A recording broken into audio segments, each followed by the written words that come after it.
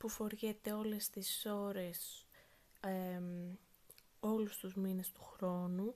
Δεν υπάρχει κάποιος περιορισμός για αυτό το άρωμα, αλλά και ούτε για τα υπόλοιπα που θα σας δείξω. Συγκεκριμένα γι' αυτό μπορώ να σας πω ότι ανήκει στην κατηγορία των αρωμάτων με βανίλια και έχει και σπεριδοειδή μέσα του, θα αρέσει σε αρκετές.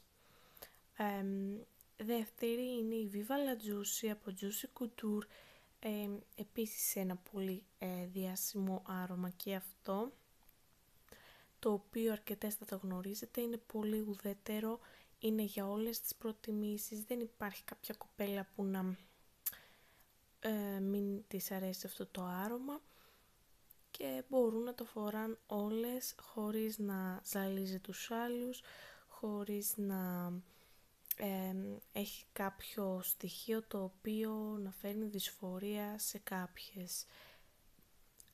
Τρίτη είναι η Insolence από Guerlain, είναι ένα άρωμα το οποίο απευθύνεται σε συγκεκριμένες, πρέπει να το αγαπάς για να το φορέσεις.